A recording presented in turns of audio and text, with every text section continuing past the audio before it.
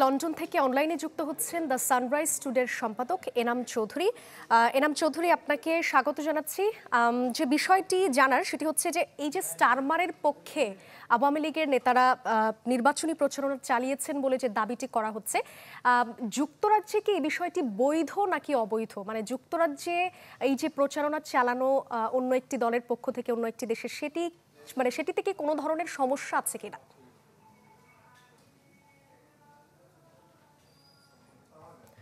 এনাম চৌধুরী, আপনার কথা শোনা যাচ্ছে, আপনি একটু আনমিউট করবেন। ধন্যবাদ আমাকে সংযুক্ত করার জন্য।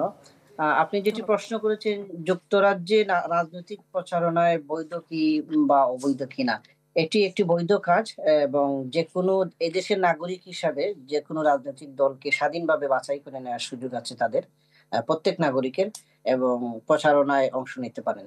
তবে টিউলিপ সিদ্দিকির ইস্যুটা এবং এখানেও আওয়ামী লীগকে জড়িয়ে যাওয়ার ইস্যুটা অত্যন্ত সেন্সিটিভ এবং বলা যায় এটি স্পর্শকাতর আমরা বলবো। টিউলিপ সিদ্দিকী শেখ হাসিনার বোনের মেয়ে, শেখ রেহানার মেয়ে, এবং রাজনীতিতে তার যে অংশগ্রহণটা, এদেশের নাগরিক, এদেশে জন্ম নেয়া, এবং তিনি একটি শক্তিশালী এই মুহূর্তে ক্ষমতাসীন পার্টির, এবং তিনি যখন বিরোধী দলেও ছিলেন, তিনি শক্ত অবস্থানে ছিলেন। এবং এখানে আরেকটা বিষয় আপনাকে বলি যে আওয়ামী লীগ কেন, এখানে আওয়ামী লীগের নাম আসতেছে এবং আওয়ামী লীগের নেতৃবৃন্দের নাম কেন আসে।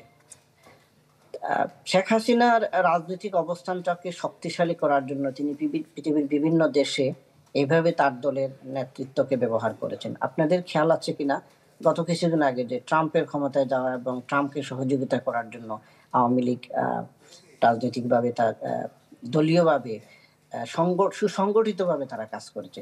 ঠিক তেমনি ভাবে প্রত্যেকটা সময়ে তিনি যখন দেখেছেন যে ক্ষমতাসীন দল, যখন কনজারভেটিভ পার্টি ক্ষমতায় ছিল তখনও কিন্তু কনজারভেটিভ পার্টির বিভিন্ন মন্ত্রী যারা হওয়ার সম্ভাবনা ছিল বা যারা মন্ত্রী ছিলেন বা যা দলের ভিতরে যাদের শক্ত অবস্থান ছিল তাদেরকে ওইভাবে তিনি ব্যবহার করেছেন। তার দলীয় নেতৃত্বটা তাদের পিছনে কাজ করেছে। যে জায়গায় লেবারের শক্ত অবস্থান সেখানে লেবারকে সহযোগিতা করেছে।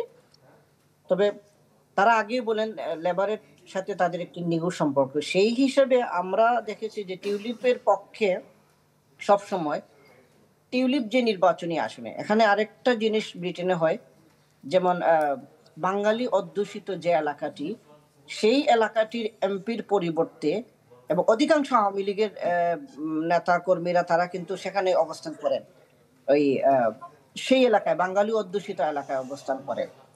তো সেই সূত্রে দেখা যায় যে তারা এখানে অবস্থান না নিয়ে, তারা এখানে নির্বাচনী প্রচারণায় অংশ না নিয়ে, তারা টিউলিপ যে এলাকায় থাকেন বাঙালি অধ্যুষিত থেকে একটু দূরে, সেখানে গিয়ে তারা নির্বাচনী প্রচারণায় অংশ নিয়েছেন। এবং এখানে আরো একটা চমৎকার বিষয় হলো যে তারা চাইলে তাদের যে নির্বাচনী এলাকার যে এমপি বা এখানে বাঙালি আরো এমপি আছেন, তাদের পরিবর্তে শুধুমাত্র টিউলিপের এলাকায় তারা কাজ করেছেন। আমরা বিভিন্ন সময় সংবাদ মাধ্যমে কাজ করি হিসাবে আমরা তাদেরকে প্রশ্ন করি যে আপনাদের এলাকায় তো আপনাদের নির্দিষ্ট, এবং এক্সাম্পল এখানে রুশনারা আলী আছেন, ডক্টর রূপা হক আছেন, আফসানা বেগম এমপি আছেন, 3 জন এমপি।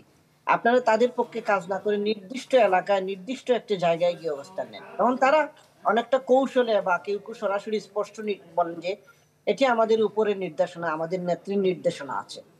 এবং তারা নেত্রীর নির্দেশনার আলোকেই, অর্থাৎ শেখ হাসিনার নির্দেশনার আলোকেই তারা কিন্তু টিউলিপের পক্ষে অবস্থান নিয়েছেন। এবং টিউলিপকে যারা ফেভার করেছেন, যেমন গত ইলেকশনে কিয়ার স্টারমার যে এরিয়ার এমপি, আমাদের বাংলাদেশি ব্রাদার যারা আওয়ামী লীগের সাথে সম্পৃক্ত আছেন, তারা তাদের নিজ এলাকার এমপির পরিবর্তে যিনি প্রাইম মিনিস্টার হয়েছেন কিয়ার স্টারমার্কের এলাকায় গিয়ে তারা নির্বাচনী প্রচারণায় অংশ নিয়েছেন। এবং এটি দৃশ্যত ঠিক অন্যভাবে। জি এনাম চৌধুরী, টেলিগ্রাফের প্রতিবেদনটার আগে টিউলিপ সিদ্দিকের বিরুদ্ধে একের পর এক ফ্ল্যাট এবং অর্থ কেলেঙ্কারির বিভিন্ন অভিযোগ উঠে এসেছে আসলে। তো দুর্নীতির এই যে তার বিরুদ্ধে বিস্তর অভিযোগ, সেটার পরে কিন্তু যুক্তরাজ্যেও বেশ চাপে পড়েছেন টিউলিপ সিদ্দিকি।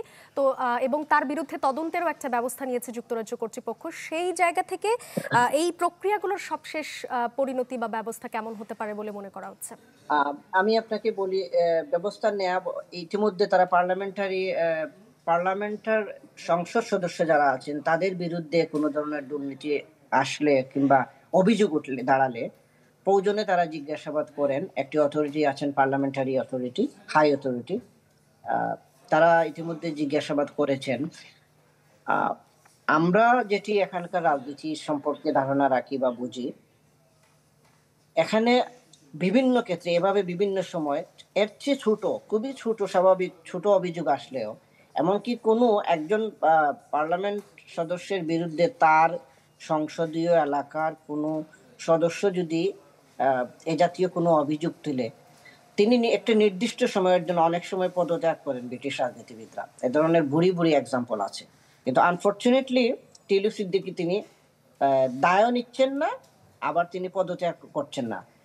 তার এখানে একটি সুযোগ ছিল, তিনি এই নির্দিষ্ট সময়ে যে আমার বিরুদ্ধে তদন্ত হোক, আমি তদন্তে নির্দোষ প্রমাণিত হলে তিনি আবার পার্টি তাকে অ্যাকসেপ্ট করবে এবং তিনি তার স্বপদে আসার সুযোগ ছিল। টিউলিপের ক্ষেত্রে ব্যতিক্রম।